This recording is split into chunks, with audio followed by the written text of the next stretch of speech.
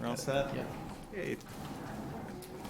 It's the Project Review Board meeting for Wednesday, June 15th, 2022. The first item on our agenda tonight is an information exchange, and I'll turn it over to Caroline when you're ready. I'm just trying to see what you Yep. had on there for it on your agenda. Oh, so first you had the staff approvals. So I had a couple staff approvals for you this month. These were in the digital folder, but I think there's some issues with the digital folder today, so I'm gonna pass them down like we used to. Desert of Maine, one of the campgrounds, you know, they've been before you recently for a whole bunch of changes. One of the campgrounds on the far side, which was approved for a tent, they just want to add a wooden platform. It was under the square footage threshold for staff approval. So that was staff approved for a change. You can pass that down. This was more of a determination that design review wasn't needed, but I'll still show it to you anyways because the applicant did come in. Down at the end of Denison Avenue, there's a house. It used to be like Ingerson Shop, and it's set back, and they were doing some finishing inside, but now the door doesn't align. So they needed to raise the door, existing door 8 inches. So I determined it's far enough back and that we wouldn't really notice. Same location. You did. I knew you'd notice, Lynn. Not sure if they've completed it yet, but maybe they did if you noticed. So I'll pass that down.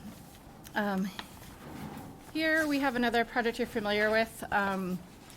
Good Fire Brewing. They've been before you a couple times now for a bunch of changes. They finalized their siding. They're actually going to re-side the entire building. So this is what it's going to look like, color and materials. So I signed off on that. They've done a lot to that building. Yeah, they're continuing to do a lot. And so that is what you have for. Just how different is it from what was originally? They had shingles on there now, but it was actually the same. They showed the same color scheme, Yeah. a blue and a black trim windows. The features are staying the same, just the So this is hardy board material.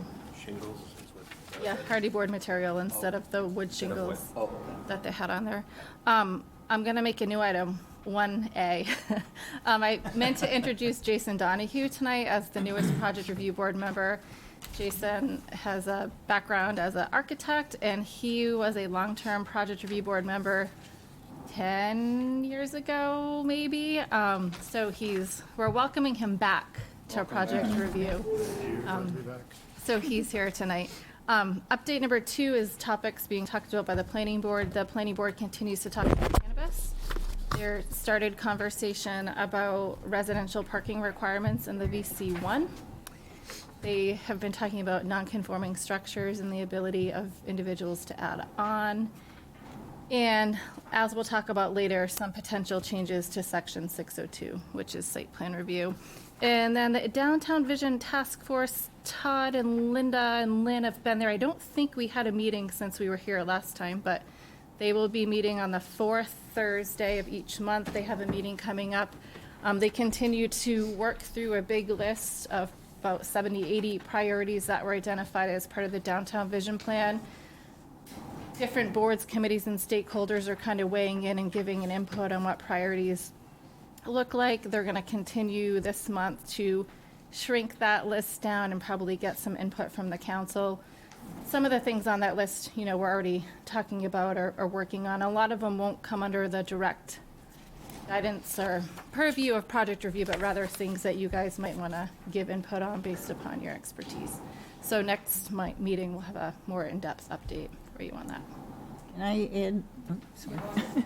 I'm on that task force, but I'm not on it as part of the project review board. I'm on it from a different board that I'm doing stuff on. I'm trying hard not to get the two put together and, you know, just keep the two issues separate. So just, you know, I was there, yes, but I'm not there for this. Thank you, Linda. Todd, at the last vision meeting, Dan asked that each board prioritize what we think the issues are. Todd and I both signed up for updating the zoning to align with the proposed vision plan and to streamline the permitting process. And as Todd said, we're at the end of we're the tail on that dog. However, anybody on this board has Can you any- turn on your microphone? Thank you. Thank you.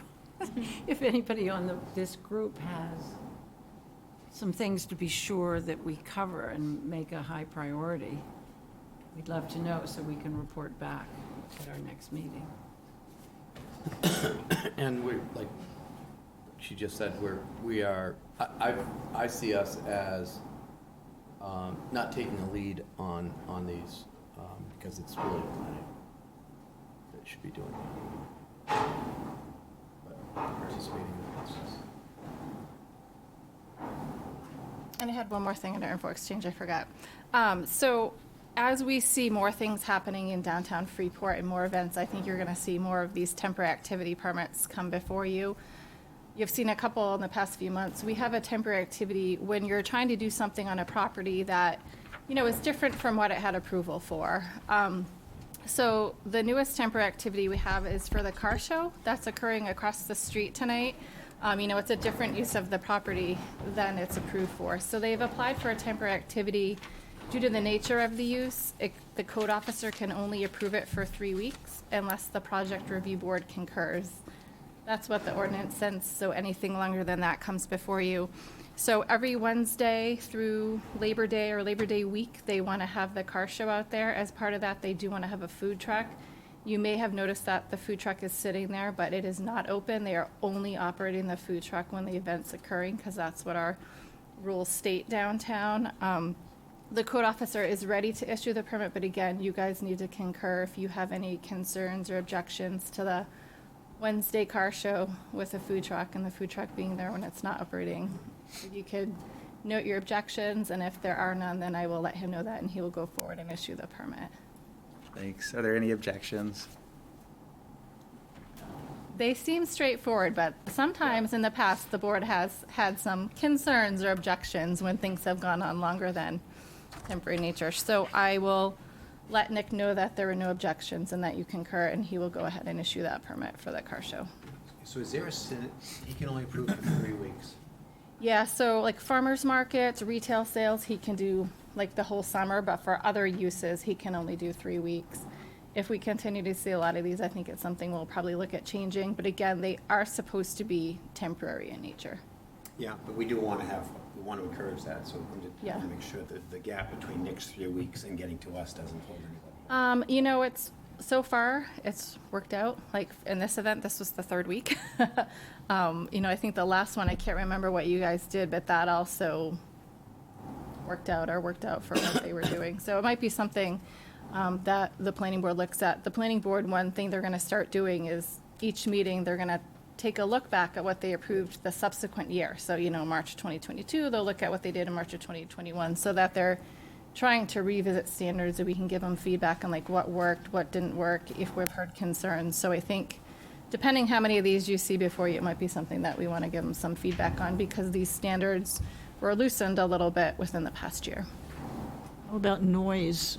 That sound that's out there, that's very So loud. that's a good question. We do have noise regulations in the downtown area.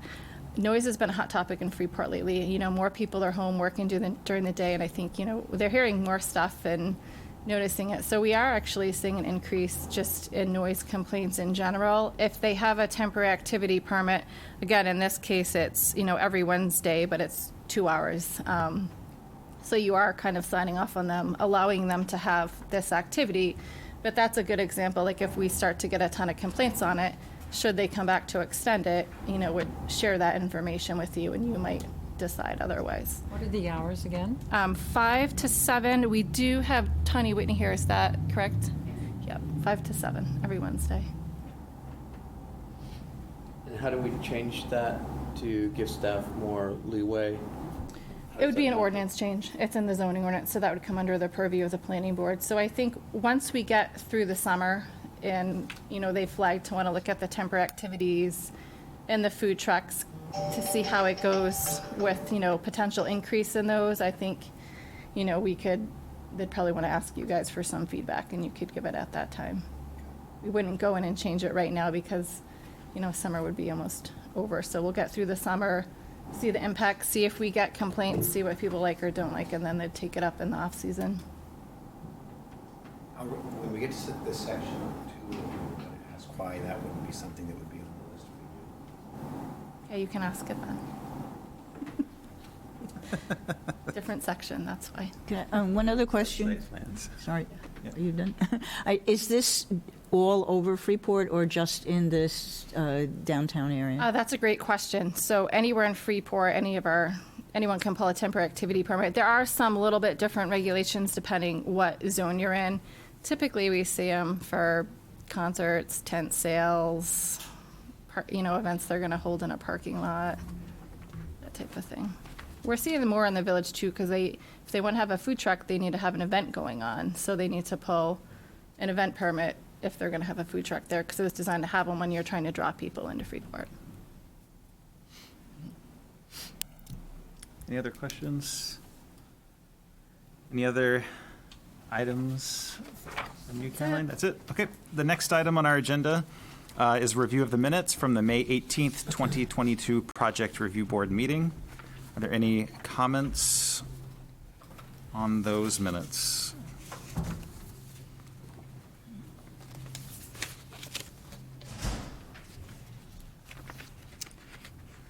I move that we approve the minutes. Second.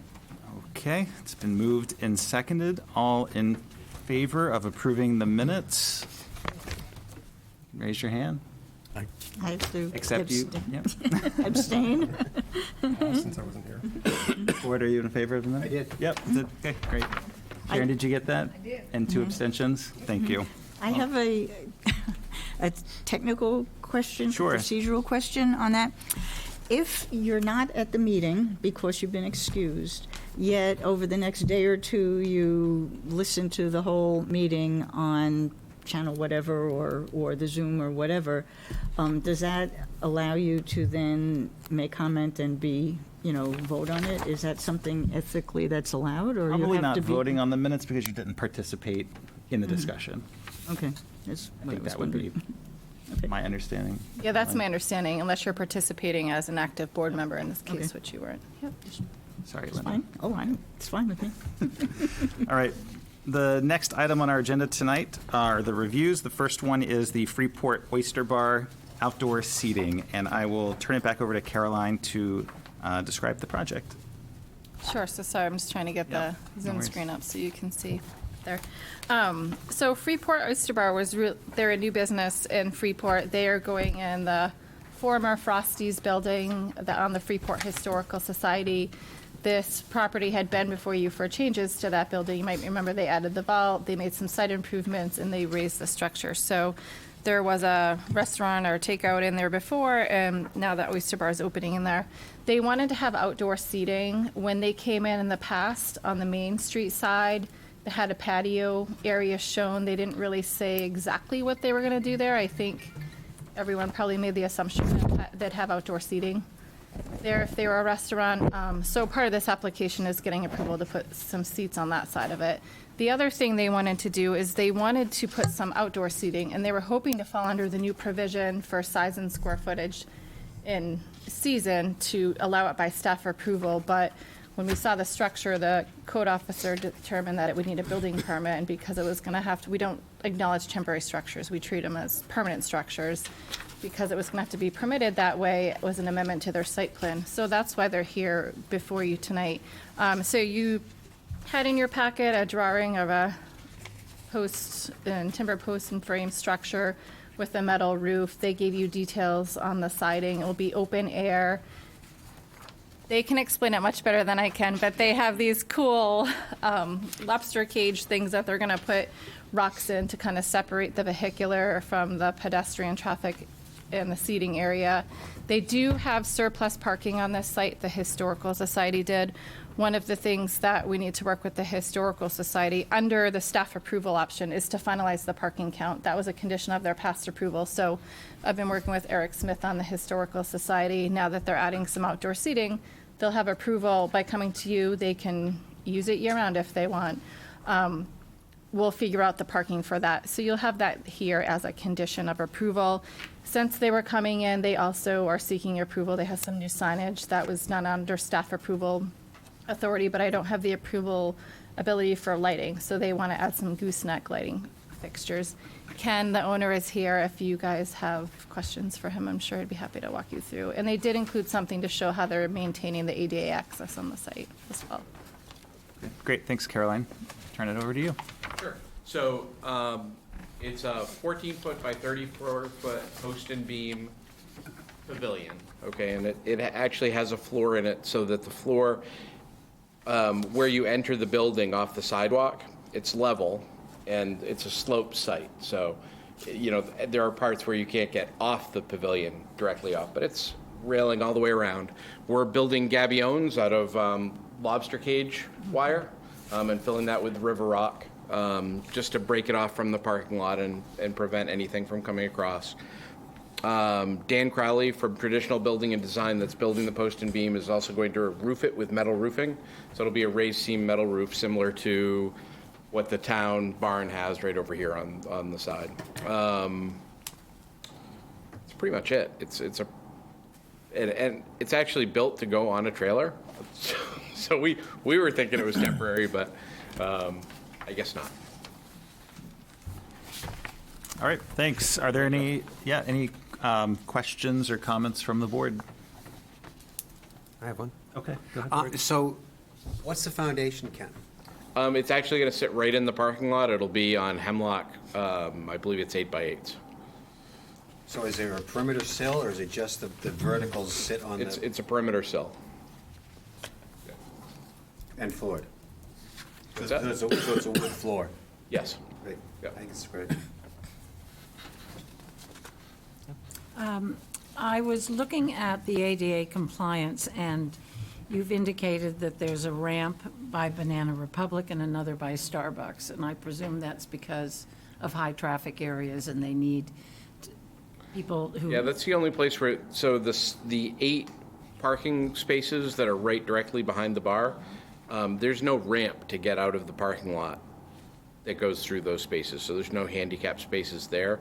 They're all pushed off to the side, one up by Starbucks, one down by Banana Republic. Right, and that's here on the yellow. It shows one Yeah, here, yep, one here. yep. But I guess my question is, does ADA require some, if you have another high-intense use, like your place will obviously be travel, because a lot of people want to eat oysters, is there any... Let's hope so. Is there any requirement to lengthen the distance between these ramps for people who need that ADA? As ramp? far as, I mean, it would have to make an ADA parking space there, Yeah, we'd I have to just- take out curbing and Right. do all sorts I of just stuff. wondered if there was some guideline as to how many, well, in this case, it's parking spaces, but how many feet between You know, accessible ramps are I required have no by- idea what the requirement is for ADA for that. I'm sorry. I don't know that either, but I do know that those are the 2 accesses for people of any ability there, and I think that's definitely one of the things they look at there. You know, if they had to modify it, and the code officer said they needed to, I think it really wouldn't be visible from a right-of-way, so we could easily work with them that they could make that site modification. But if he they had didn't to. cite it as No, requiring. he'll go, staff gets the applications and agendas to look at, but it wasn't flagged. Okay. I'm not aware of any concerns. We have an accessibility task force in Freeport, and they get all of our agendas and have the ability to look stuff over, and they sometimes reach out on applications, they didn't reach out on this one. I think it looks great. I Yeah. think it'll be fun. I do, yeah. It'll be a great place to watch the 4th of July and everything else, so. So going a little further on that ADA question, Sure. getting from the brick sidewalk onto the pavilion Yep. surface, how is that, is it being It's accomplished? actually going to be level. But there is so- slope to the sidewalk, so it seems like there's some cross pitch that needs to be, So Accounted for and- the sidewalk continues down this way. Up here is the entrance to the building, and right there, it's level. The building is level. The ground is not. So up near the top part, there'll be a place where you can so if you're, get into the pavilion without going up a step. okay, so if or you're up a standing ramp. on the sidewalk at that certain point, there'll be no like ramp or transition projecting into the sidewalk, Nope. and someone with a wheelchair will be able to go in from the sidewalk onto the new wooden surface without Exactly. without noticing that there's Yep. a difference, so they all flush essentially. Yep, so it's, Dan has designed it so that it specifically is this. You know, there's no difference in level between the curve that you'd be going over.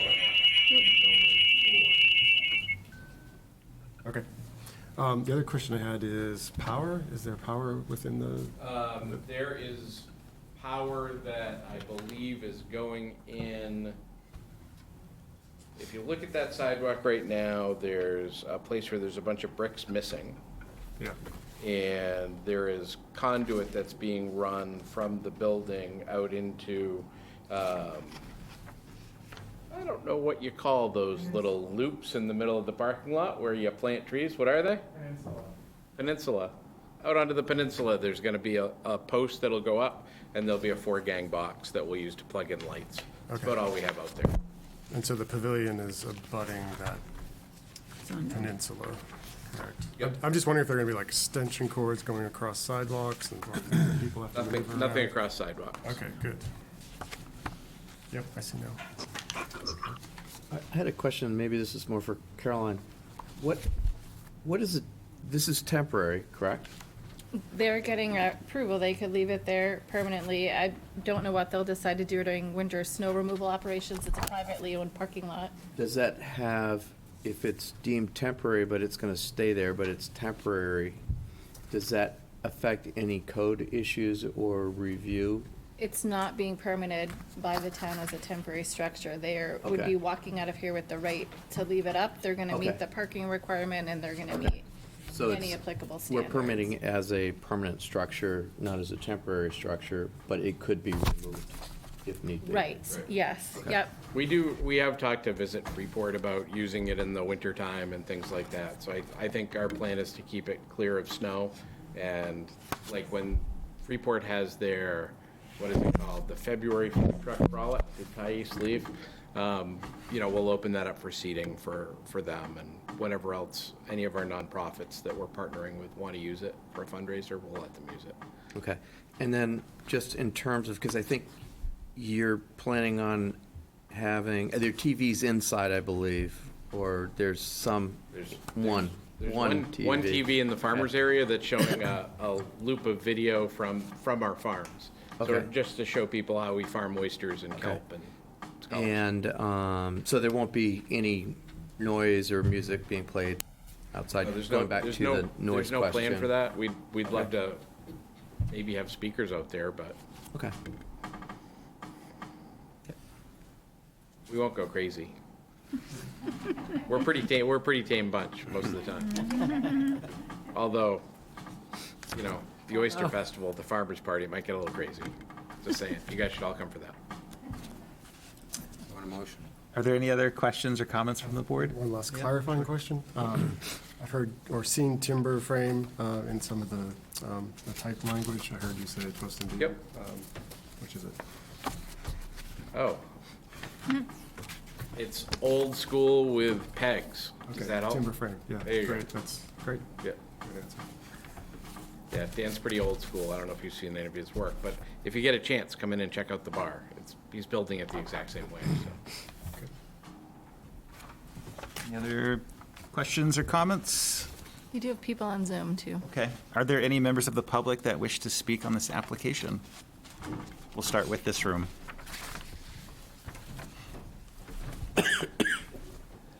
Hi, Eric Smith, Director of Freeport Historical Society. I wanted to address some of the ADA questions that had come up. Part of our years-long building project has been to address a number of ADA concerns on that site, none of which, to our knowledge, affects where the parking spaces are, how many parking spaces there need to be, or where the curb cuts are. So we've made no changes to where those ADA spaces are, in part because our ramps up into our site are actually targeted at those parking spaces. So in order, if you park at one of those spaces, either on the Banana Republic side or the Starbucks side, you have direct access either to the brick ADA, a 2 ADA code up into the garden, which then leads you to the front doors of the Oyster Bar, or up the new ramp into our building if you're on the Starbucks side. In part, one of the reasons that we designated these spaces directly behind the bar for this seating use is because it doesn't displace any of the ADA parking, and it does not block a curb cut, both of which are requirements of the new temporary seating policy, which was what we thought this was going to come in as. And we are putting that conduit in for the electrical access for the Oyster Bar that will be on a post just near the pavilion. Thanks.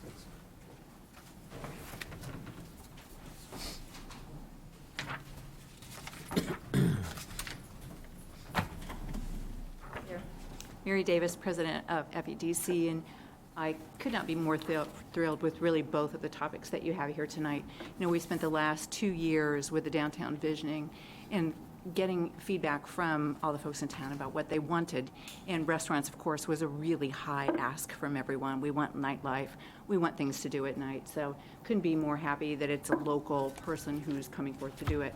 And in addition, for the wintertime months, there's a group of folks lovingly called the Street Gang who work really hard to program, find programs to bring visitors into town during the wintertime, because of course all of our local businesses need support during that time of year. January, February, and March are really difficult times for them. And so by having this structure be a structure that could be left year round, we worked on things. We had the Chocolate Festival last year. We had the February Frosty Frolic where they sold out all the food. So we're going to continue to try to program in that time of year. And this has been a great place for us to have folks in because it's sort of a natural epicenter of downtown during the winter time. So totally support this. It's quite exciting to see these things come to fruition after 2 years of so. Thanks.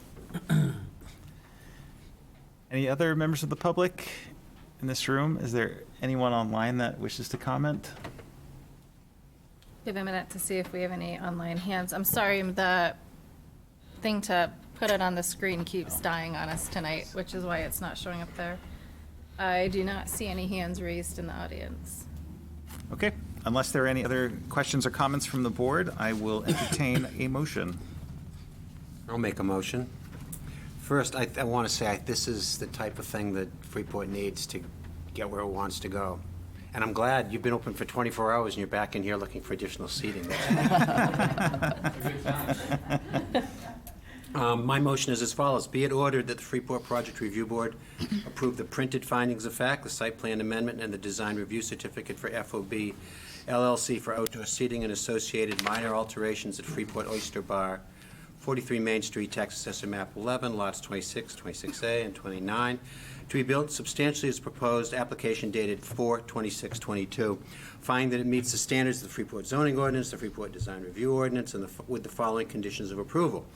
This approval incorporates by reference all supporting plans that amend the previously approved plans submitted by the applicant and their representatives at the Project Review Board meetings and the hearings on the subject application, to the extent that they're not in conflict with other stated conditions. 2, the applicant obtained applicable permits from the code enforcement officer. 3, prior to the certificate of occupancy being issued for the use of the outdoor seating space, applicants shall submit required information for final calculation of the parking requirement of the property to demonstrate that the standards of section 514 of the Freeport zoning ordinance have been met. Thanks. Is there a second? Second. All right, thank you. All in favor? It's unanimous, Sharon. Thank you. Thank you. Good luck.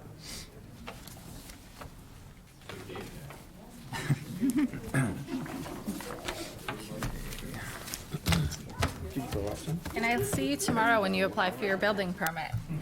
I thought about it too late. Friend, are you John Knowles? No. Excuse my roommate. Okay, the next item on our agenda tonight is the Freeport Station Apartments multiple family dwelling. And I'll turn it over to Caroline to give us a brief overview. So before you tonight, you have an application which contains multiple kind of reviews, and since we have a lot of new board members, I'll just walk through that process. So the applicant's presenting plans for a 3-story building that would have 67 apartments in it. I believe 61 of them would be 1 bedroom and the rest would have multiple bedrooms. It's going to be located in an existing parking lot. It's a parking lot that's next to Yankee Candle. You had some pictures in the staff report. It's located on the corner of Depot Street and Mill Street, kind of across from Freeport Village Station and kind of behind the church in that area. Since it's in the downtown, they're proposing units and a multifamily structure. They're triggering 3 different kinds of review. They're triggering design review, which would be for, the aesthetics mainly the aesthetics of the building, the scale, how it fits on the site with the downtown area and the abutting properties. They're triggering the standards of section 602 for site plan review because it's the multifamily. So that's where we're gonna look at things like parking and stormwater and landscaping and how it fits in with the landscape in the area. And then third, they're triggering subdivision review. I would say our current subdivision ordinance isn't really set up for redevelopment of a parking lot. It's more set up for a subdivision, with a road in an area with open space. So under the current ordinance we have in place, which is the subdivision ordinance, due to the number of units, this would be considered a major subdivision. So they would have to come before the board for 3 steps. There's the conceptual process, which is where the board looks at the project and looks at the constraints of the site, wetlands, steep slopes, areas they're gonna have for parking lots. And the board determines at that point if the appropriate areas are shown for development and for the preservation of open space. In this case, they don't have to preserve open space. So I think really what you'd be looking at is, based upon the information the applicant gave you, does it look like they have the building and the other site features laid out in the best way for the property? You could see some situations where they have, in-town parking lots where they have some drainage or wetlands or slopes. In this case, you don't have any of that. You have a relatively flat parking lot. Once the board grants conceptual approval or deems that phase complete, they would then go away and work on the preliminary submissions, do any additional engineering. The board would have a public hearing, review the preliminary plans, and then they would go away and finalize it. So I think as far as subdivision goes, it's a unique situation. We can talk about some different options and, what you guys want to do with it tonight. If you want to do the traditional introduction, you want to do a site walk, and then you want to take action if you feel like you have everything to determine that the building's in the right spot. Given the nature, you could take action on the conceptual subdivision plan tonight and deem it complete, so they could go ahead and work on the next level of plans. And again, you could set a site walk. That being said, of the 3 types of reviews, we do them all at the same time. The subdivision review process has the most steps. So although you want to look at this from the conceptual subdivision presentation, you also want to look at it as a conceptual presentation for design review in the site plan. So, this is where you can give the applicant, general feedback or your first thoughts on the building or things with the site layout. This is in the downtown area. We do have a shared parking system downtown. This board hasn't seen a lot of new buildings, so I'll go into that a little bit. You have the ability to participate in shared parking, which means you would have parking spaces that you don't say, for Caroline's Apartments or Caroline's businesses only. Anyone coming into Freeport can park on your lot and you can park on anyone else's lot. We also have a non-shared, so that's like if you want to have a business and say parking for Caroline's business only, you provide additional higher parking, but it's restricted for your residents.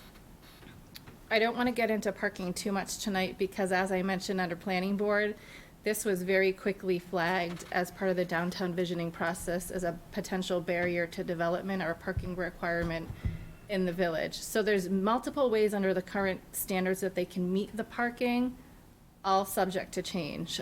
So if you look at the plan, you heard me say 67 units. You're going to be like, wait, there's only 25, I think, parking spaces on site. But again, we're in the village. There's different ways that they can meet them, and they will demonstrate that as the process moves forward. Otherwise, I really don't think there's any huge flags that staff has raised. It's really here to show it to the board and get some feedback, and the applicant is here tonight, the applicant's team, and they can walk you through the project before you. All right, thank you, Question Carol. for Caroline. Oh, sure. If it's okay to ask you a question before the presentation. It's up to Guy. Guy said I could. Yes, by all means. Why are we under subdivision? Because their subdivision is creating 3 or more lots or units within a 5-year period. In this case, they're creating 67 within a 5-year period. So under state law and under our ordinance, they're triggering subdivision review So if someone builds a 3-unit, they're here for a minor subdivision? in multifamily, yes. There are some towns that skip that. Current ordinance in place. Got it. All right, thank you. I'll turn it over to the applicant.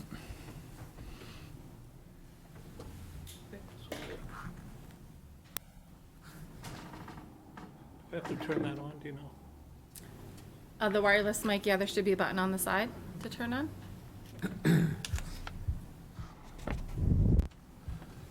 Thank you, Mr. Chair. Thank you for the for the intro, Caroline. I'm David Latulip, CJ Developers. I'm representing JHR Development, Hillary Rockets Development as a consultant. With me here tonight is Jeff Reed from CV Mahar and Abigail Latulip from CV Mahar. Hillary would have liked to be here tonight, but he's en route to San Francisco. A close friend of his passed away, so he would have liked to be here to hear the presentation. So it's, the seller of the property is LL Bean. This is a property that wasn't technically for sale, but through the visiting process, a lot of people said, we need housing downtown. Beans looked at their inventory and said, what would be probably the ideal spot to have it close to the train station, close to the breeze, close to all the activities downtown. So they teamed up with JHR and they said, okay, this fits, and it seems to be fitting consistently with what the visioning's been going on for the town. So they were a willing participant in that. The location is along, as you can see, most of it is along Depot Street, and then when you come down Mill Street, they put all the parking behind so that you can keep that street front character. And I'll get through the architecture as we go through. They've kept the buffer for the landscaping along the streetscape, and we'll have a more detailed, robust parking plan. Part of the project, which I think is a good thing, we've got some pretty major power lines going through a corner of the site. Those will be relocated and actually pulled back. We're working with CMP on that, so that'll be a benefit. Right now, the site, as Caroline said, is 100. This closer to you so I can see it. Okay. Thanks. Yep. The site's 100% developed, so it's basically all parking. So what we're trying to do is put the 3-story building and a lot of that, the height, and we'll go through that. From the architecture standpoint, what we did is we sent you design standards. You have a pretty detailed design standards, and we sent that over to the architect and said, okay, this is, spend some time in this area, go downtown, walk downtown, read these standards, and try to fit in as best as you can. So your criteria, number one, is the scale of the building. So if you look at how that fits in, it's about a similar height to the surrounding properties. Plus, one of the other benefits is as you're coming up from Mill Street, you'll block the rear parking behind the church. And the brick, I think it's Yankee Candle, they have that scored block. So that will cover that, which will complement that the 2 parking lots will be behind, which is always a nice thing when you can put the street front forward and the parking in behind. Access is great because there's a shared access to the church parking lot and then the RV parking lot to the left. So we'll be eliminating 1 or 2 curb cuts with that, so that'll be the shared access there. From the scale perspective, if you come down Mill Street, they'll fill in from where Yankee Candle is, and it'll give you that feel. And then as you come around where the old Nordica Theater was, that's the view you're going to look at along this corner. And if you're coming from Freeport Community Service, or literally this parking lot, you'll start seeing it along that streetscape. So as opposed to going across the street, that was another site that we looked at. That's an open space. Here, kind of just fills in.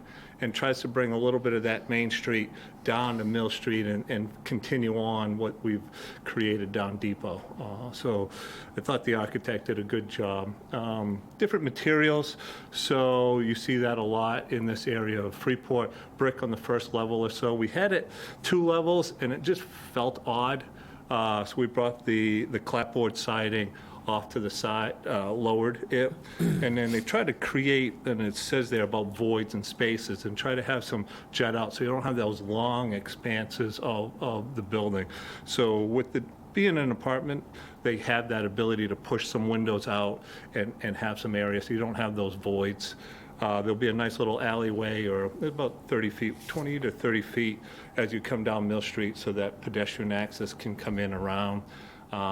Parking, there's 25 spaces on site.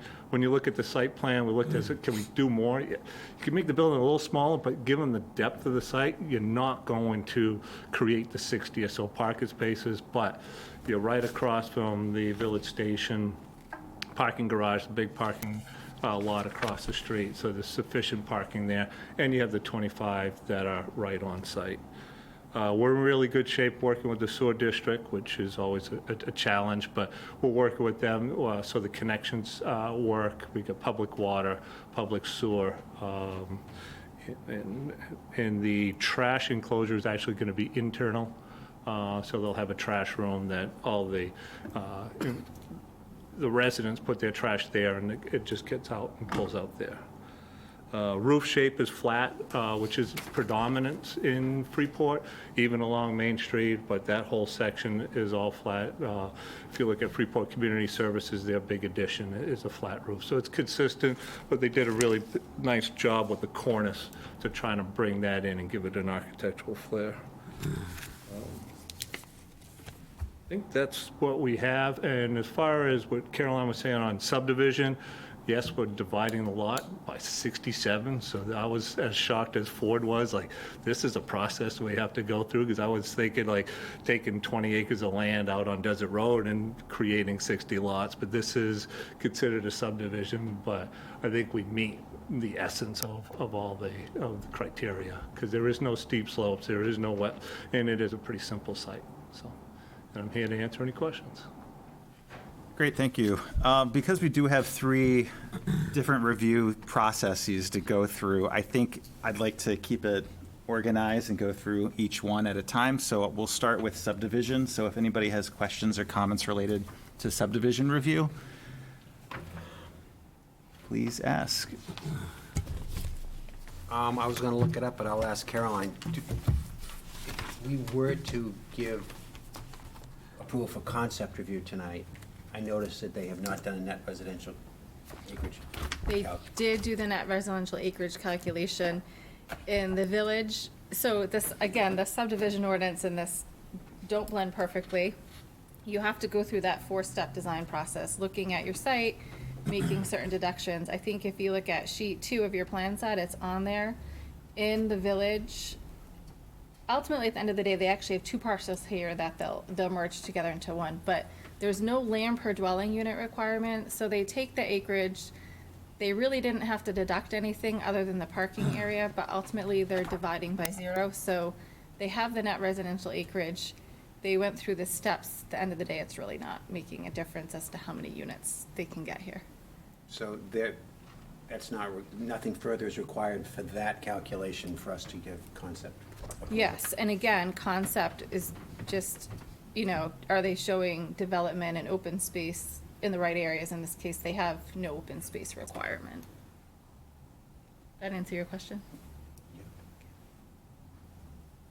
Any other comments or questions related to subdivision review? Okay, we'll move on to site plan review. Any questions or comments related to the site? I had a question. Sure. Sort of bridges site and design, but I think one of the things that's going to be really important about this as a sort of first step to what could come in the future, and really sort of starting to embrace higher density, more residential opportunity in downtown, is what the character of the street and the sidewalk is. And I'm not prepared to give direction or answers on that, but would ask that as you're developing plans, that you really explore that and think as if you're a pedestrian on that street, and what you encounter and what you experience as you move down Depot Street and turn the corner, and to bring a richness to it that brings more life to Depot Street. Yeah, so that's like, I think that would be an important factor in looking at the site, especially as it relates to the building. So obviously the two things are going hand in hand there.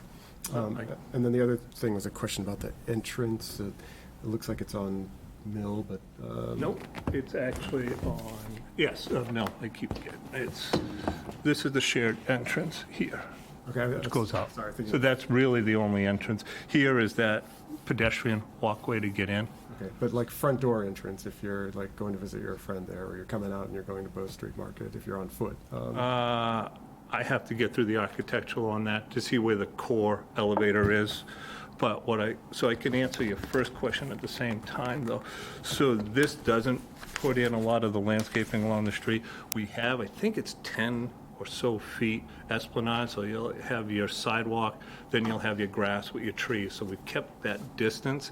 But the neat thing that they're doing is, and it kind of reminded me a little bit of Boston on Comm Ave, they'll have steps going up to the first floor apartments, so that you'll have entranceways going out, so it'll feel a little more broken up, and that you'll actually see entrances. But the next time we come, we'll make sure I can answer where the core of the building is. And so when you come down, how do you come in? So I don't want all of it to be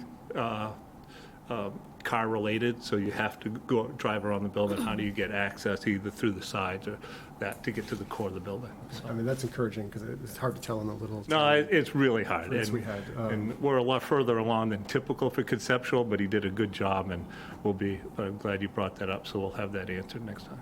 And I'm really pleased to hear that you're going to do something with the power pole that's on that corner. We're trying, yeah. So we get the sewer district and we got CMP, so that's.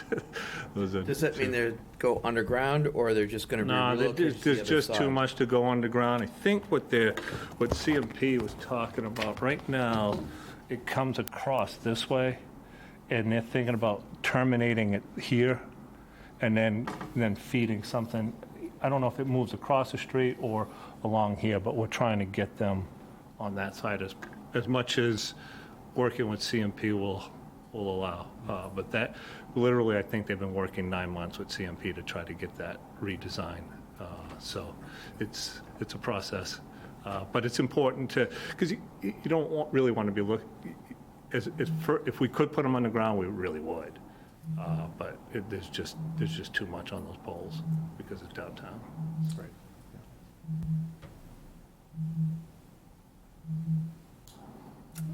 Site plan, questions, comments? Ford? I have two questions. I guess they fall under site plan. 90% of the units are single bedroom, Yep. and 10 are two. Is that a normal split, or do you have a I sense think who's going to what live here? they found is that young professional is, when I talked to Hillary, I said, well, why'd you pick that, not more two-family? He says, Freeport has a lot of family housing. We don't have young professional housing, and we don't have that over 55 who winters in Florida. So you sell your house at Lower Flying Point, but you still want to be a Freeport resident. So here you can enjoy summer and have something simpler. So I think that's his target market, and he's really enthused. What really got him excited was the breeze, the train, and if we can continue generating more activity, then we could probably get more stops for that. And then all the activity, because you're right downtown. Walking distance to Bow Street was a big deal. So that was his focus on. It wasn't like a 3-person, 3 or 4-person family. And there'd be elevators in there? Yes. Yeah. Elevators, sprinklers, the whole. Yeah. Small gym. That is part of that as well. May I tag on to his question? Does Freeport or the state of Maine have a affordable housing ratio required for subdivisions? Freeport does not. If it becomes a requirement, because this is being brought in now, I assume this is like start date, so if anything changes in any of the laws or requirements or ordinances, they wouldn't have to comply with that? It's hard to say with regulations that are currently not being discussed, but yeah, usually when you bring in new Your grandfather. regulations, even if they've started their review process to a certain level, they come under the regulations that were in place at such time. I have a question or two. Some of it is just a little bit of confusion on the requirements that I don't have by memory. But where it's showing on the, I guess it's the Mill Street side, that's across from the crossing services, thing, right? yeah. So it's talking about the setbacks, 5 feet and 10 feet. Sidewalks at, 5-foot wide brick sidewalk setbacks. You're showing on this is the second page of the, I guess, the proposed plan here. It's saying that the roof, in this case, the roof pitches away from the sidewalk versus the roof pitches towards the sidewalk. So first of all, I want to understand a little bit, but I guess that has to do with your building design. But my question, because I'm somewhat of a new Mainer, when there's lots of snow, and you said it's going to be flat roof on the top, but then you're going to have some pitch, what do you do with all of that snow on your flat roof? And if it's going to be going down to the sidewalks, because that's where it's pitching? Is there, is that something that is typical? Or is there another way to move it around rather than onto the sidewalks? Yeah, so the way and Freeport was unique in that ordinance, if you have a slope roof, then you need greater distance so you don't have snow falling on people. And if you have a flat roof where you're going to maintain 100% of your snow on your property, then you can reduce the setback. So this roof will contain all of the snow. The structure will be there to support that amount of snow, and they'll have internal roof drains, and they'll go through the regular system. So there won't be, the scariest thing is a metal roof, and when a metal roof lets go, don't be on the wrong side of it. But here, it's all going to be contained up above, so you will not have that. Okay. I previously lived in a house with flat roofs, and that was pretty scary. But it wasn't designed properly, so that was These will have internal roof drains. Everything will pitch inside, and the water will collect from there. Okay, thank you. Just going back to the sidewalks, if you can maximize the width of the sidewalks, perhaps beyond what's required, that seems to be a thread that has gone through our visioning process, is make the town more walkable and open, including the walkway between the backside between where Yankee Candle is now. Okay. Something like that. But Sorry, Todd, I just want to add to that. So I meant to point this out. Anything they do in the right-of-way, like the sidewalks are in the right-of-way, would be under the purview of the council. So it'll have to get reviewed and approved by the council, but you definitely, I think, any feedback you give, I'm sure they'll listen to, but the ones on it's just site feedback. is what you guys can take action on. They're going to have to go for council for anything in the right-of-way. okay. And there's a group in town working on trees.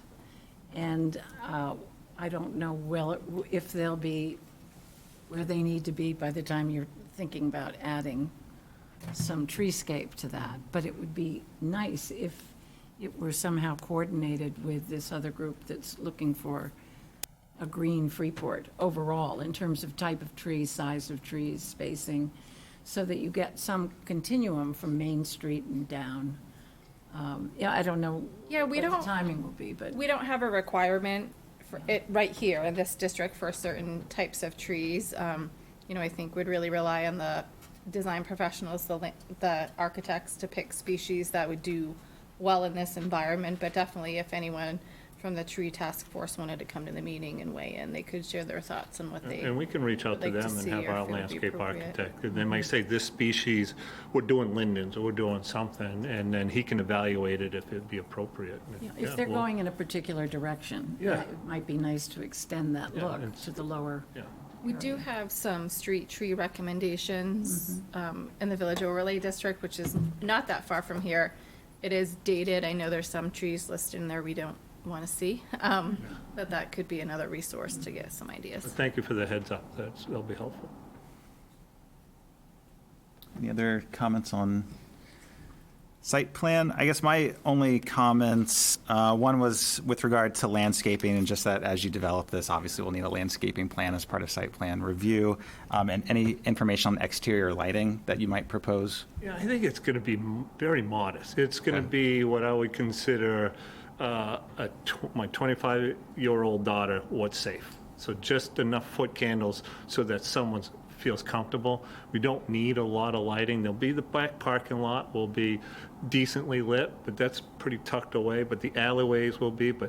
And this is an apartment building. We want it to be pretty low key. And like I didn't even address the signage because I don't even know if we'll have a sign. I mean, we'll probably have a little placard, but it's not a retail building.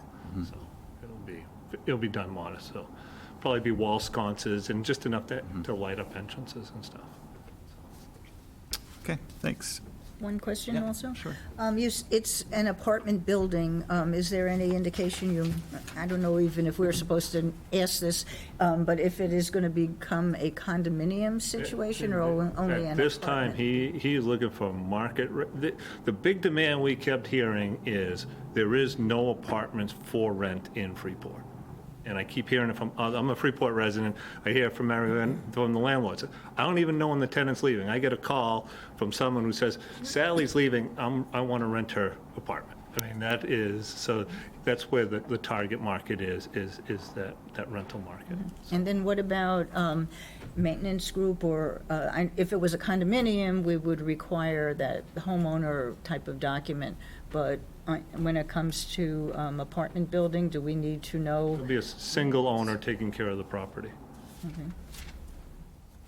And contracting locally for snow plowing and landscaping, that sort of stuff. Thank you. Any other site plan related questions or comments? If not, we'll move on to design review. Should we ask about the parking, just to get a? Oh, sure, you get parking question? Yeah, what is the parking scenario? Like Caroline mentioned that obviously you can't fit all the spaces on the lot, but there are other ways to accommodate parking. What's the thought process with that? For the 25 or for the additional? For the additional, right? So LL Bean is the property owner, and they're the seller, and they have extra parking per their ordinance. So they're gonna, JHR and LL Bean are working on an agreement, and a lot of it is there's so much in flux, so it'll be a condition of approval that we satisfy the zoning, but there will be an arrangement so that there's sufficient parking to satisfy. In the village, you can own off, they have to either pick shared or not shared. You currently can't do a combination thereof in the village, so it's one or the other. If you're gonna not share, you can have it on site, you could own it off site, which we have some owners that, have parking lots that are separate from their buildings. If anyone's gonna lease parking, which plenty of people do, the town has a lease parking pool, so the person that has the extra parking spaces takes their parking spaces and enters them into this lease parking pool. Basically, they insure them, they agree to maintain them, they agree to stripe them, be a good landlord for parking. They put these spaces in the pool, and then when someone comes in, they don't want to own a parking lot, or they don't have enough parking, they can come to the town out, find who has spaces in the pool, and then negotiate a lease for the spaces they need to meet the requirement. What the planning board's talking about right now is not only potentially dropping the requirement for residential in the VC1, but also looking at allowing residential uses to use a combination of shared and not shared, because we know that people like to have parking, at least some parking on the site where they live. You come home from the store and you have groceries, you don't want to walk a mile. But we also want to find a balance of, nobody's saying we're short on parking. Nobody really wants more parking. We count parking spaces in the summer to check utilization, and it's pretty rare that we even see them close to full anymore. Obviously, being in the urban impaired watershed, we also don't want to increase our impervious area with the creation of new parking. So the planning board is looking at all of that right now, which could potentially impact these projects when they go to figure out the parking, because 4 or 5 years ago, the planning board changed the parking standard, and maybe not in this case, but in a lot of cases, it's done by interior square footage. So when the board's granted approvals for stuff in the village, the parking recalculation, they can do by right with town planner review in the ordinance. So that's kind of why everything's in limbo here, but the applicant feels they have options through what's available to them. So when you say you have to choose either in pool or out of pool, so does that mean that they're 21 spaces behind, since they're not going to be able to accommodate the 60, that those would be considered in pool? Or It depends. Shared parking is shared. You can't restrict it for your tenants only. Whether or not they decide they want to do that with their parking might ultimately decide if they do shared or not shared. I would say to be determined, given the different conversations So going at on. least some additional, like 40 additional spaces that would be. Right, but if you're gonna lease through shared parking, then you'd have to share yours too. You wouldn't be able to restrict them for only the people that live here. Is the parking garage the same status as all the other parking spaces? in town? Yes, I believe the parking garage has a restriction that you can't park there overnight because they had issues with people leaving cars there for large periods of time. But yeah, we have very few parking lots in Freeport that aren't shared. Are or town are hall- not? Are not. Like town hall is an example. Some of our uses other than retail or restaurant are the ones you tend to see not shared. Town hall was an office. They were approved at the time. You can only park here during the day for town hall hours, but on the weekends, anybody can park here. We haven't seen a lot of residential. We have a handful of residential units, multifamily or duplex, in the village, but we haven't seen a lot of residential come in. So I think this is why this was flagged early on, because as we were talking to people, we knew, the requirement's high. The trend in the planning world for a lot of uses is to not have a parking requirement. Freeport's pretty unique in the fact that we have a lot of parking, but very little is publicly owned, which is why the planning board's trying to kind of find the best way to move forward and compromise. But heard what the community said, we want to see certain types of projects happen. I have a parking question in addition.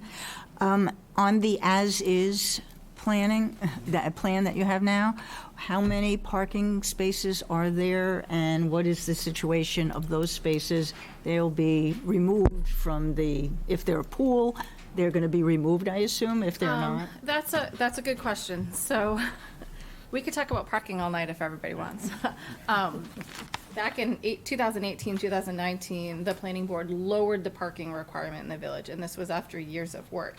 So we have parking spaces in Freeport that are sitting there. They're not currently sitting there to meet a requirement, because when they changed the standard, property owners had the ability to come in and get a recalculation. So when people got the recalculation, oftentimes people's parking requirements went down, so they had parking that they no longer needed. A lot of it's been sitting there, and we changed the requirement, and then pretty soon after went into a pandemic. So we haven't seen anything happen with the surplus parking.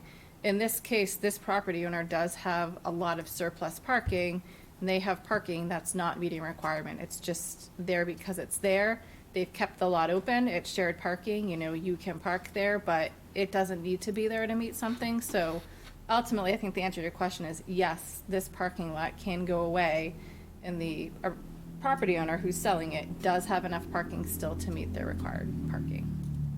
And it's not part of the pool then, that parking? No, some people have extra parking, and they chose to not put them in the leased parking pool, because if you lease your parking, it ties it up for other things you may want to do. We have a couple of property owners that have quite a few parking spaces that have decided for whatever reason to not put them in the parking space. I guess they don't want to be a parking landlord. I'm sitting here thinking, what's problems are we going to create after we've done 10 projects like this? Is the planning board and the council into the details of this? Yes, so they already changed the standard years ago. in 18 or 19, so it's already been made, and they thought was that we would have people come in and recalculate and would see development or redevelopment of these lots happen. We haven't seen it in the past 4 or 5 years, but that was the expectation when they made the change. And the planning board's gonna talk about parking at their next meeting, first Wednesday in July, if anyone wants to come hear more. But I'll let you get focused back on the projects for you. I feel like this application is going to run into a lot of issues and questions that the town is going to have to resolve as this process proceeds. And so, I mean, I really feel for you, but I mean, I think this is an important project for the It's an town. important and so project, but I it's think, something that the yeah. town started probably 5, 6 years ago talking about parking. It's like, we don't have housing downtown. And so, I do permitting throughout New England, and I will tell you the Freeport process, and you made the comment earlier, it's arduous. This is as involved of a this is a fairly simple project in my world, and this is probably the most intensive review of it. So that's good and bad. As a Freeport resident, I don't want that inertia preventing us from filling our downtown. Just so we're clear, your comment is because of the complexity of the ordinance? The overall process. I mean, 4 meetings, the subdivision, everything else. I haven't been to 4 planning board meetings on a project in about 15 years. So I'm giving you, they asked me my objective opinion, it's like, it's a heavy process. I mean, it's a good process, but it's heavy. To make your comment, it's something that there's some opportunity to streamline. But we're going from a retail-centric downtown to more diverse, and I think a lot of the ordinance was designed for reviewing retail projects because it all came at the same time. So we're in a transition period, so that's what the town's going to go through, which is a positive thing, so. Okay, let's focus back on the designs in front of us. So let's turn to design review. If anybody has any questions or comments on the exterior treatment of the building. Yes, Lynn? Yes. You indicated that you'd followed the vision process and your architects taken into account scale, access, recess. That's all great. But what I saw in that vision process were some proposed facade options put forth by the group. And I think they had them, I just remember townhouses on maybe Bow Street, and they were very much New England, clapboard, more traditional facades. Okay. And when I look at this, I see something very different from that. And so, again, just like trees, my hope is that the vision process will have, not just for housing, but for the whole, what we want Freeport to look like as a village, not Heinz 57, which we have now, in terms of facades and windows and signage and everything, but to have it have some flow and some sense of having been thought through.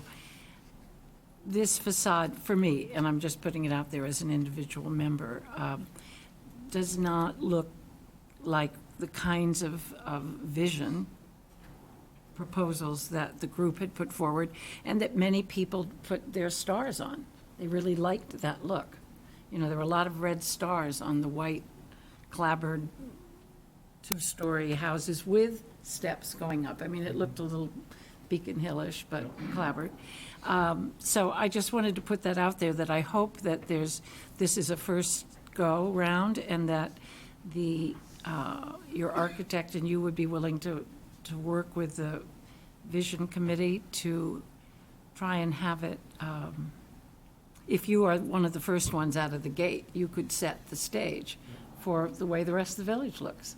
I'll pass that on to the owner. What we did, we didn't get too much into the visioning because it's an ongoing kind of process, so we didn't interact with them, and the architect really didn't see those renderings. We went by the ordinance, which says consistency to your neighborhood, your neighboring buildings, which they like them or not, but this is consistent with that. So that was the criteria. With Village Based on what was, Freeport or whatever, yeah.